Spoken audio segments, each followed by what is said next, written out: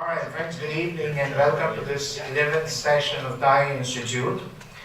And I'm very privileged today, I'm very thrilled because we have the best of the best. I have the home team to come and speak to you. We have Jeff Dennis, who's the chair of TiE West and is entrepreneur in residence with Fastcams, who's the lead sponsor for TiE Institute. We have Sunny Kumar, who's the chair of TiE Institute. He's a director in TiE.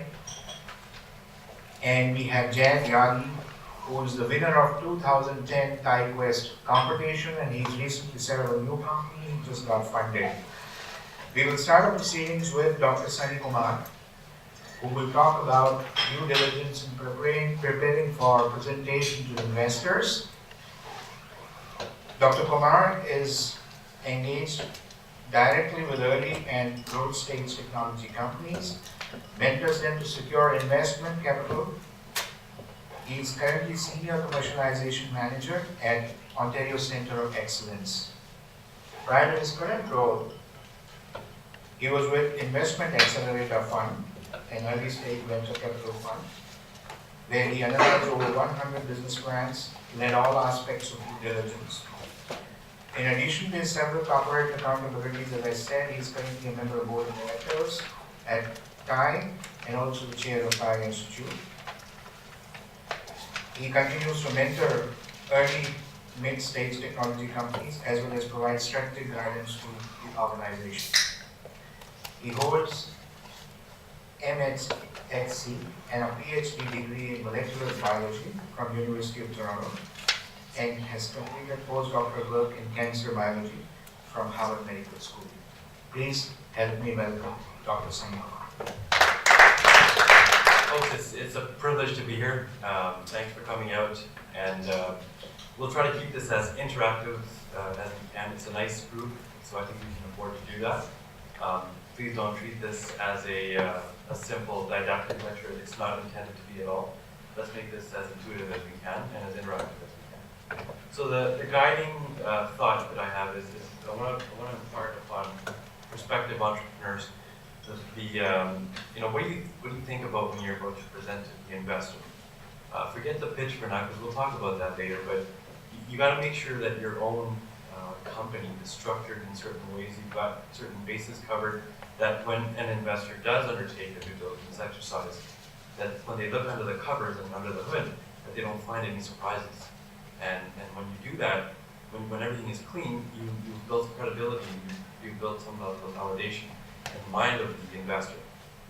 On the flip side, if they, through a due diligence exercise, uncover stuff that on the surface it looks great, the company has a great pitch, it has all the stuff that you want to invest in, but if it's fundamentally uninvestable because of the structure of the company, it's very easy for a venture capitalist or an angel investor who sees tons of business plans each year to just simply say, you know what, I'll take a pass on this one, I'll go to the next one. So what I want to impart to you tonight is just some guiding principles on due diligence, and from both the investor lens, but also from the entrepreneur lens of what you should do and what you shouldn't do, and things to look out for. So let me start off with the context and throw this out at you. As I'm part of OCE, I handle the investment arm of the organization. So using that as the preface where we can invest $250,000 to companies directly. Put yourselves in the shoes of an investor who has assets and who has capital that they can invest. They can put that into real estate, which is usually a safer aspect, asset class to invest in. They can put that into the capital markets. They can put that into GICs, or they can put it into a high interest account. Why on earth would they put that amount of capital, probably even more, into a startup that has a statistically very low chance of success and getting the money out? So that's the context, okay? So what would be, in that context, some of your considerations? Bring this up there. What would you do if you're ready to invest that kind of money? What would you be thinking about? Anyway, just not all at once. Risk and return. Okay, so usually venture type investments have a higher rate of return and a higher IRR, we call it, internal rate of return, which beats, at least in theory, the markets. What else? Size of the market. The size of the market, Right. You don't want to be investing in mom and pop shops that are somewhat, low growth businesses. You want that, the proverbial hockey stick. What else? Who is the team? Experience and track record of the team. Bingo. Right. You want to know who's going to be the driver. Right. So at this point, you've got, you're investing at such an early stage, at least the stage that I play at, that you're almost betting on the horse. Right. So experience and quality of the team matters big time. So when you think about due diligence and what the investor will look at, it's a protracted list, but it covers some of the major elements that one would look at. They look at the strength of the management team, probably at the top of the list. They look at the technology and the intellectual property, the strength of it. Is this something that is defensible via patents or trade secret? Or is this something that if somebody is doing, I can go and hire a few developers and build the solution myself and start to take your market share? So if we kind of extend that and say, well, there's technology and intellectual property, what's the actual product?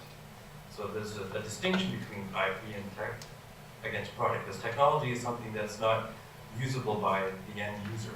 Product is. So what is the product? Is there a product for the technology? Is there a market for the technology? Which is the next piece. How big is the market, as the gentleman alluded to? So it's great to develop technology, it's great to develop products, but you can't be doing that in the vacuum. You need to understand what is the customer base, who is the customer base, what are the sales cycle, what are the lengths of all of that. And then if you look at the company itself, what are the operational strategies that underlie the workings of the company? Are certain agreements in place? The things that clean from an IP assessment and an IP assignment perspective. And then obviously they look at the financial. They want to make sure the company has been paying their debts. They've been whatever obligations they have to Her Majesty the Queen have been fulfilled. And obviously there are no litigation or legal issues that surround any of that. And I'll talk about each of these as I go through my presentation. So as a VC, as an early stage investor, and as an entrepreneur, it's important for me to know what's at stake, right? I want to know, is the entrepreneur sharing the risk with me? Usually when entrepreneurs come to investors, they say, we need money. That's great. We're here for that. But what's the downside? If I'm taking all the financial risk, what would help me is that how much skin you, the entrepreneur, has in the game. If everything goes to the moon and we're successful, it's a great party, no problem. But what happens when things go south? I lose my money. What do you lose? Right? So I want to know that you put skin in the game. And by that, we usually mean their own personal equity or their personal time. They've done something to validate to us that before even we think about undertaking a due diligence exercise or we even think about an investment, that this entrepreneur is committed. It's not just an idea. Those entrepreneurs put some capital at the table at risk, that if this fails, it's not just the investor that's all exposed, it's also the entrepreneur. And part of all this, we want to look through a due diligence checklist to see, does the company have upon itself loans and obligations? If we invest in a company as a VC or as an investor, will those funds be used to pay out previous loans and obligations to the company? We would never want to do that. Right? We have very strong language in our agreements that would prevent anybody, any entrepreneur from doing that. Specific examples would be to buy land, to pay off mortgages or to pay off previous loans. And if they do that, it is a default by our agreements. And we can enforce our security because we're a secured investor to take action on that. We want to ensure that if you think about the management, we want the horse to be there, but you have to have proper agreements in place to secure the talent, at least at the stages that we invest in. We're looking at the strength of the CEO and the CTO.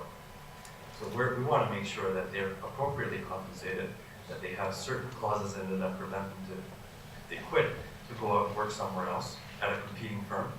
That's harder usually to enforce. Non-competes are harder to enforce in Canada, the lawyers will know that. But it's still nice to have in there. There has been, and I can share some personal experience based on our own portfolio. We want to make sure that any investor understands what the nature of the management agreements look like. We've got a CEO that has a golden parachute in the event that that CEO is fired, you want to understand what the obligations are from the company perspective to pay out that CEO to avoid litigation. Is there any kind of severance that has to be paid? What is that severance? What is the amount of it? What are the strings attached that if the CEO should decide to leave on his or her own volition, what are the obligations of the company in that scenario? So you want to understand that, because this becomes very material if at a stage the investor or the company decides to fire their CEO without the knowledge of the investor. It could be a breach. And if they do that, the investor is really on the hook to pay out the CEO from funds from their own investment if they have it. So if they don't, then the CEO can sue the company, and then it just becomes an ugly mess. So you don't want that. Obviously, the next is, without saying, you want to make sure that you do your reference checks on the entrepreneurs. And at the end of the day, like no matter what you do, there's always an element of your personal depth. So when you speak or when you deal with these entrepreneurs at some time, at some length, over a period of due diligence, you get a sense of who they are. You get a sense of what their tendencies are and how forthcoming and how forthright they are. If they're not willing to share information with you, it's a flag, right? If they're reticent about sharing agreements and licensing agreements and management contracts and that sort of stuff, it's a flag for you, because what are they trying to hide? Remember, we're trying to get into a partnership. When you approach an investor for capital, you're looking for really a partnership. And if you haven't disclosed everything to that partner, you're not doing your part of that partnership. And if that so happens, you could be, it's not just bad will, you could actually get sued for that. So you got to think about these things more on a reputational front, but also from a legal front. Any questions on sort of the management element of this? Engaging crowd. Okay, on the technology side, so you want to make sure that the intellectual property of the company belongs to the company. So there is an instance, again, drawing from my own experience in the portfolio function that I have, where the IP was thought to have been assigned to the company. It was everybody's understanding that it was, but in fact, it was only a letter of intent. It was never a formal assignment to the company. That's a problem, because if the company does not have, and I'll be a little lawyerly because I deal with them all the time, the unencumbered right to fully commercialize the intellectual property, then you really don't have anything. Because if the IP evaporates or it's taken away by the founder, because it's owned by the founder, then you're left with nothing. So one of the things that you want to make sure is that when you start your company as an entrepreneur, if there is intellectual property behind this, whomever has contributed to the development of that IP, you've worked out appropriate agreements with them that would be reasonably market, but the intellectual property is assigned to the company, and that's usually called an asset transfer. So it's key, it's fundamental, and venture capitalists and angels and other investors, all they're looking for, the Cadillac would be having the intellectual property formally assigned to the company, so the company owns it. But what we'd do is an exclusive, worldwide, non-royalty bearing, unencumbered ability to commercialize that intellectual property. So that license is strong enough as long as there is sufficient arm's length from whomever owns it and the ability of the company to operate that. The next one, this is, again, where I've had some experience. If you invoke the abilities of a arm's length third-party contractor to develop elements of your IP, you want to make sure that whatever they develop is owned by the company and not by the contractors. This is important because should one of these companies actually pop and become successful, if the last thing you want to have is litigation on your hands saying, well, our organization, our contracting firm helped develop this IP, we own a piece of that. And then it shifts, like any acquiring party, if they were to discover this in a due diligence, say, which would be much more extensive than what an investor like us would do, they would just pull out of the deal. The deal would be over, right? So the prudent thing, and what we as an organization at OCE try to do, is to identify these flags and kill them right in the beginning, so these companies are more investable down the road. you have things like this in there, there's one company where they have a perpetual a clause in there that no matter how much investment would be raised by the company, 0.5 or 1% of that would flow back to the founding IP, the founders of who developed the IP. So you never really discover that. All you think about is, when you look at these pitches, what's the business opportunity, what's the market, who's going to be the team, what's the operational strategy, how are you going to deliver, right? But when you start digging through this is what lawyers do. They identify these things like, oh my God, every time you raise money, you're going to have to pay somebody else. That could be a deal breaker. What happens if you raise $10 million, right? You got to take out $100,000 or $200,000 or $1 million and pay your founder who developed the IP. That's a horrible use of funds. If I was the investor and I discovered that, I would say that disappears or I'm not going to invest. And so, again, it comes back to that thinking where if I want to see 100 business plans, I'm only going to do maybe 10, look at seriously, and maybe I'll do one. It's very easy for these to fall off the wagon. So keep that in mind as you think about your venture. How are you going to structure certain elements? So I think I've covered these other points, but they're there for your benefit. I think these slides can be made available to if you're interested.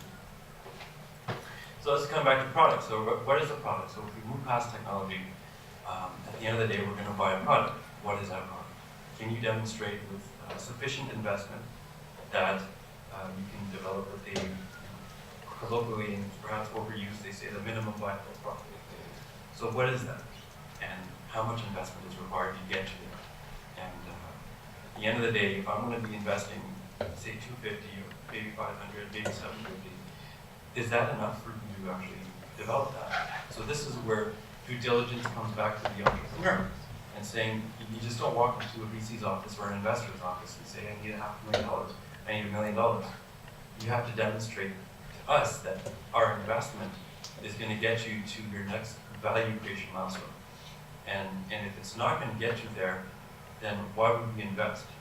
Because if we're just providing you runway, we want to be investing as a bridge. We want to get you from one point to the next point, where somebody else can look at it and say, okay, now I can invest because the technology is de-risked.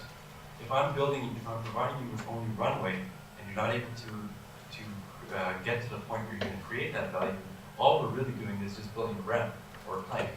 At the end of that, 750 or $1 million, we're just going to dive off. If there's no value creation happening, it'll be very hard for you to attract further capital because one, you haven't demonstrated any value creation. The second is that you've demonstrated to your prospective investor that you've used the funds from the first investor very poorly. So you want to understand, once you've kind of come to that product, what is the actual sales cycle of that product? Is it a service? Is it a business? Is it a SaaS service as a software? Is it a direct sale? How are you going to sell it? Are you going to sell it directly? Or are you going to go through distributors? If you go through distributors, do you have the capacity to understand what that distribution network would look like, where it would be? And again, it speaks to the distribution. They would be partners and understanding who those partners are, where they operate, if they're global, where they have a strong foothold, where they're not.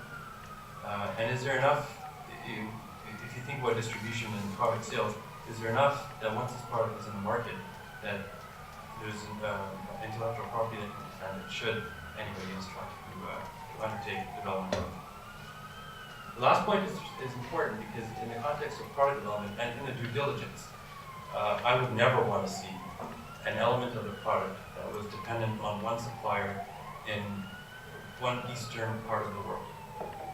Right? I've actually had this where there was a unique component that went into this device that was made in Taiwan. And should that one company shut down, this product was completely developed dependent on that one piece, you're done. Right? You would never do that. So you want to make sure that the entrepreneur's done their due diligence to understand that they themselves know that they're suppliers for their components, if they're off the shelf or not, and that they can get access to those should their primary vendor evaporate. So that's important to know. Market. This is really, I don't need to spend much time, but the entrepreneur needs to understand that we're not investing in mom and pop shops. We're trying to invest in high growth businesses.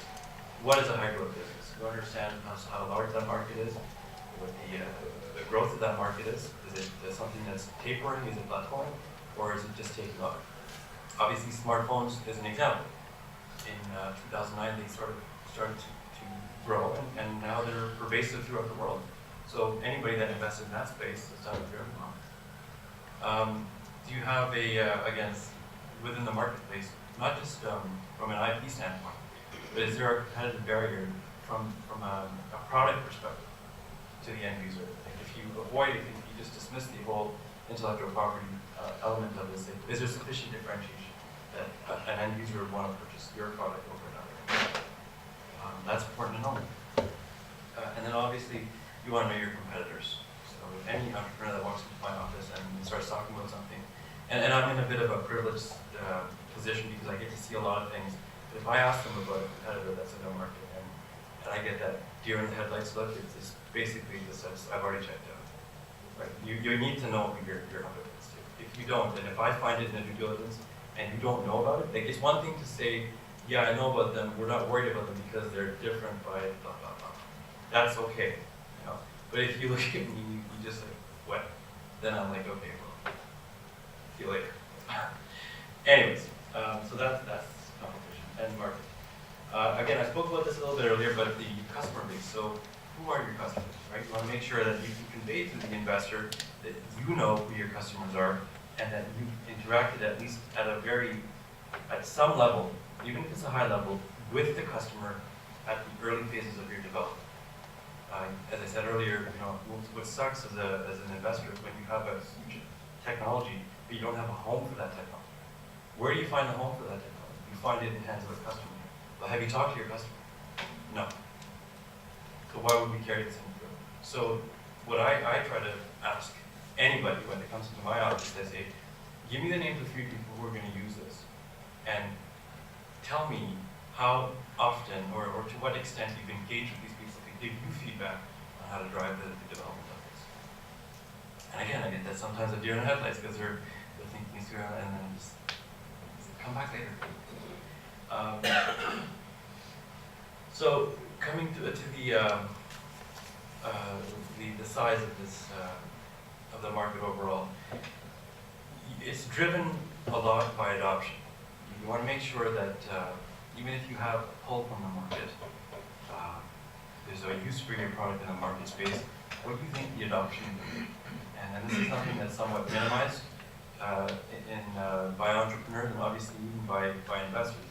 We all believe, we all start to drink our own Kool-Aid and start to feel that, yeah, if you build it, they will come.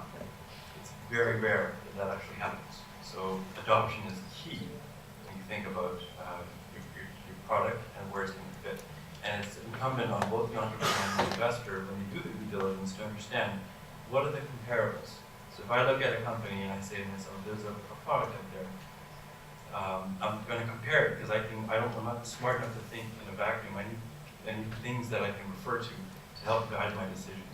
I find a product or a technology that's somewhat similar to the marketplace, to what I'm about to invest in, and then do an analysis and say, well, how long did it take that product to get to market? How much investment was required? And how long did it take? So I throw that back to the entrepreneur, and they have sometimes a very different opinion about what the numbers look like. Entrepreneurs by nature will be very optimistic, which is a good thing. But in terms of practicality, sometimes what they'll do is they'll underestimate the challenges of commercialization, how much capital is required at the front end. And they'll burn through capital only to get not as close to where they need to get to attract the next round of financing. So it's important to know, like, you know, how long did it really take? If you've got a comparable in the marketplace, and you know that it took $10 million to develop, you know, some technology, some device, it's good to know that when the investor or the entrepreneur is in front of you, that they have a realistic expectation that they're not just thinking they can develop this in $2 or $3 million.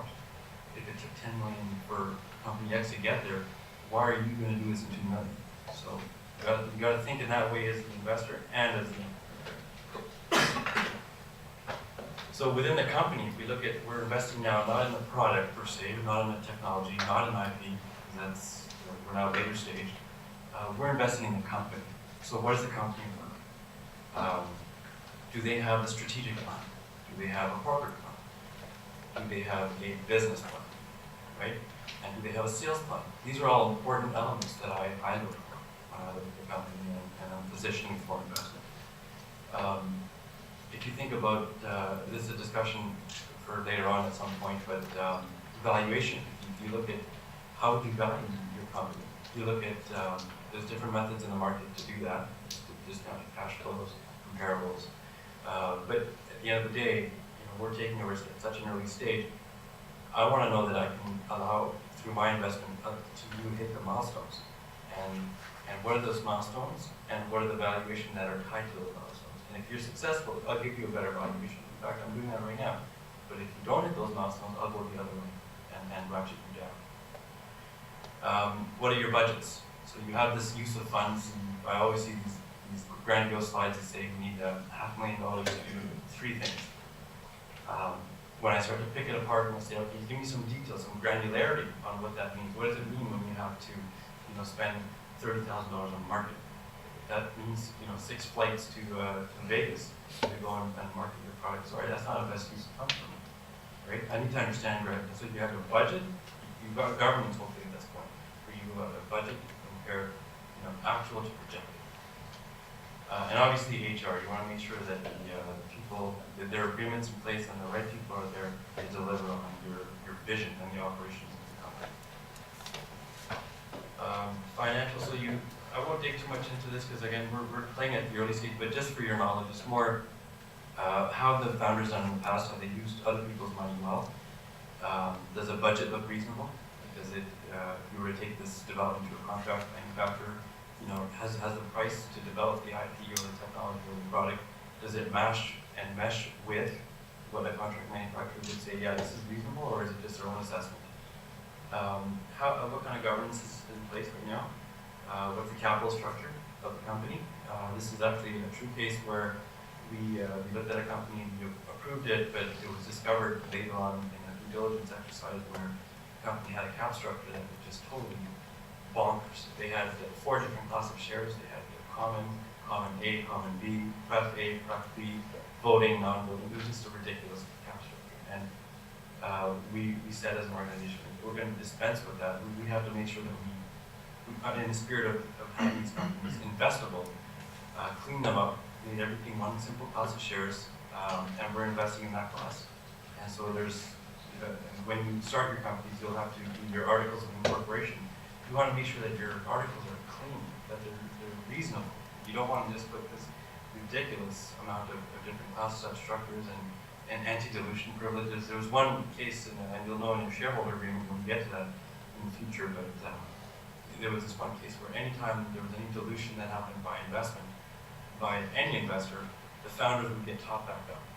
So that would survive maybe 1 round, maybe a 2nd round, but it would never survive in perpetuity. Because as you get more and more mature as a company, investors are going to pay a pretty penny for that piece of equity that they're going to buy. Meanwhile, the founders get topped up for free. So that's a non-starter. So when I see that, it's that cleans out forever, that evaporates or I don't touch it. And legal and general, you just want to make sure that there's no litigation against the company. This is something that's usually done through a legal counsel. You can also, if you're a party or an investor that holds a security in the company, there's something called the PPSA, the Personal Property Securities Act, and that will tell you who owns the assets of the company, who's first in line, and what are the liquidation practices should something go south. You want to make sure as the investor you visit that there is a facility, that there is technology. You want to review contracts and understand what the agreements and the nature of the agreements are. And as we stated, if you wanted to get industry assessment done to see that this is legit, a market, competitive, technology perspective. So once you've done all of that on your mind, you've thought about all those things as the investor, you ask yourself now, right? This is where the rubber meets the road. Would you invest? And I leave it to you to decide. Any questions?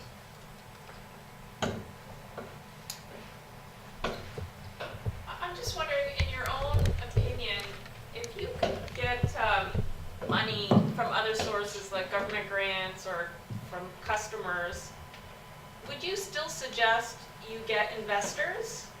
Or is it better to go with outside money? Sorry. Did you hear me? Yeah, I did. I heard. Okay. Yeah. So the question was, if you can secure non-dilutive funding, which would come from government or from customers, which is it better to take that, or is it better to take private investment where there is dilution? And so the answer to that question in my mind, it really depends on what the growth of the company strategy is. If you're looking at sort of an organic growth where you can grow, but you won't be growing like as a hockey stick. You'll be growing more as a slope. That's fine. If you're looking for something that's to fuel that growth, where you need to hire people, you need to expand, you need to really put a sales force out there. It's hard to do that through government grants, because grants are probably just one time, and they're probably not very large enough to sustain that growth. It depends really on your strategy, but I would think that if you bring in the VC, that's a strategic, or it may not even be a VC, you just be a strategic investor who understands the space, who may take a little bit of equity, but remember, it's not just money at the table, it's the know-how. So if you can bring the right partner in, that could probably help you a lot more than just government grants and revenues that could be, growing, but still somewhat slow at the end of the day. How do you assess those people? I think all of us would love to have knowledgeable people who are well connected and over and above their deep pockets. I think that for us, there is a sense that you have to be able to assess if that is one of your goals, not just the money, but the connections. How do you do that? Yeah, a lot of that. Graciously. Right, yeah. So for me, what I try to do is, I try to find somebody who I know through my circles who knows that person. And if I don't know that person, either through first degree or second degree or even third degree, I try to find someone who knows them in the ecosystem and get a sense for them, how they've been. And really, like, part of the test is the best entrepreneurs will never run to a VC prematurely or any investor. They will find a way to get someone to introduce them to that investor. So if you can prove to me that you can come to me without you directly coming to me, and rather I go to you, that's the tick box number one. I'm seeking you out rather than you seeking me out. That's a test. That's a big test. And the most sophisticated entrepreneurs, the most successful ones, have been those where they've either turned away VC money. I mean, you can argue the other side too, because they don't get it, they turn away money. But the sophisticated ones usually know what they're getting into, and they don't actively seek money. Money seeks them.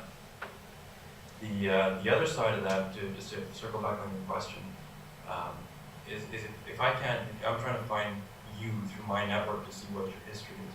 When I meet you, I can rely on an objective, tick box on what I should be looking for. At the end of the day, it's a gut feel.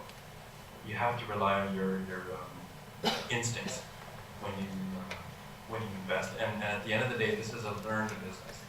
You can't read a textbook and all of a sudden be able to assess people. Right? This is a learned. I'm just starting to get my gray hair now, but the truth is, like, I can make the most objective decision to invest in a company. But at the end of the day, I don't think I trust my gut enough. I usually go to someone I trust and invite them to participate in the meeting and just to observe, just to watch. And so the entrepreneur and I will do our talking. But this individual whom I trust, and I know their instincts are usually better than mine, they tell me what they think, and I trust that. And the more people I involve in that process, right, the better my decision is. And I involve my wife all the time. Any purchase, I usually have her just watching me, and 90% I would never say this to her face, but she's right. She's got a better gut than that. This is videotape. You tell me now? You show it later on. Thanks. I realize that every case is a little different, but I'm wondering if you could give us an idea of what the top 3 things would be that would turn you off an investment, and what the top 3 things would be that would turn you on to an investment. Okay. What would totally turn me on, get me sizzling, is, that didn't sound right. Recorded it. I know, that's my inner voice. Thank you for asking the question. It's probably a planted question. Okay, so what would get me eager to look at something further, let's go to the way we correct, would be if the entrepreneur can find a way to meet without me wanting to, without just a cold call. So if I actually have to seek you out, I've heard through Jeff that there's this amazing company in TiESep that I gotta meet, and I know Jeff and I trust Jeff, I will pick up the phone or I will ask Jeff to make that introduction to me. That's the first tip. We did it this week. Yeah, he's done that. And actually, the introduction that Jeff made to me, I'm now taking it to the next stage within the organization. Had this individual come to me alone, without the context of Jeff behind him and the validation, it would have been just another number from him, right? And I see so many of them, there's no differentiator in my mind. That's the first. The second is the experience or the team that this person presents with. So the entrepreneur, we're seeing a shift where a lot of young folks, instead of after graduating from high school or from university, instead of going to work for IBM or whatever, they're starting their own companies. And so it's good to have that fire in your belly. But if you can bring that to the meeting with me, but bring a senior advisor or somebody that's part of this company that believes in your vision, that is going to be guiding you, it makes it harder for me to talk down to that student.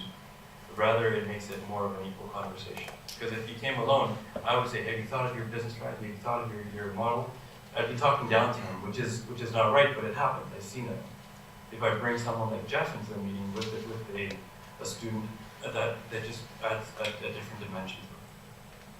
The third thing that would get me really excited about it is a wow factor. So I see, as I say, I'm privileged to see so many things. My question is this an incremental improvement over what's in the market right now? Or is this something that will, oh my God, this is like, wow. This is like totally cool, this is amazing. Those wow opportunities are usually the ones that are the highest failure rate, but they're also the ones that lead the way in terms of massive, explosive growth. So those are the three things that I would say. The failures would be, that this has happened, where the two entrepreneurs, like they come to me as a team to pitch their idea, and they both argue with each other. They say something and they both, I just walk and they go, this is entertaining, right? And then I say, don't ever do that again. If you do that, I'll get it from you. And it's happened. The other is on their slide deck, when they start putting up numbers that the market's this big, and there's certain things that they just kind of gloss over. And when I start to actually do the math in my mind, if I work it back, it doesn't add up. And then when I start to harp at it, they try to just literally gloss it over. So what you put up there on your slide deck, you better make sure you can defend everything there. Because in the 5-10 minutes that I have with you, that's all I have about your background and your company. So if you don't know that like the back of your hands, and if I start challenging you on that and you can't defend it, you don't know your business well enough. So I don't. And the last thing would be, those are really the two big things. There's nothing really that would turn me really off, but Liars. yeah, liars. But that's a big one. Yeah, but that usually gets discovered in diligence, right? Then I just.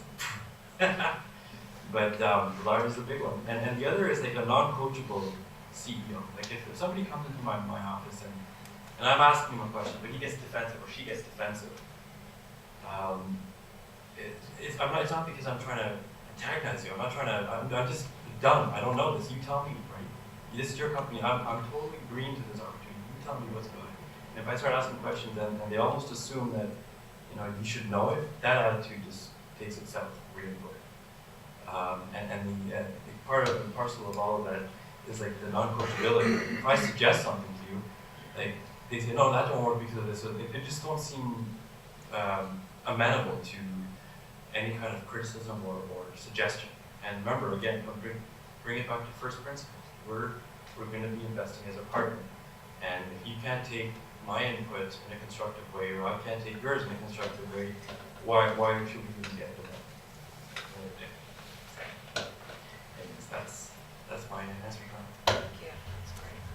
Any more questions? Does secured convertible debt have any role to play in early rounds? I would say that in my experience, it does. There's a case for it not to be, and I can accept that. For a certain stage of company, that would apply, an unsecured position. In my position, where I'm a secured lender, we're investing in a early stage company, which is publicly investing in the CEO and the CTO. I can build certain covenants in my agreements that would restrain the company from doing certain things that I think would be wrong, like firing the CEO without my permission, right? Like firing the CTO without my permission, like creating a new class of shares without my permission. Because remember, our funder is a province. We're investing in early stage tech with a guy or a girl who is really just technology at this point. If they walk, I'm left with nothing. So I can go after the company and claim the IP, right? In the other scenario, if there's an acquiring party or if there's an investor who the province doesn't want at all to do business with, some investor offshore, for example, we don't want to take their money because they're involved in businesses that don't support public mandates or that would be inappropriate for public money to support. We won't take that money. We'll say either you pay us out, or you can't take that money, right? And if you do, then there's litigation to be had. So in our state, because the CEOs and founders are still green, if you will, not as sophisticated, it's important for us to have those hooks in place. But for later stages, I would agree that we don't need to have.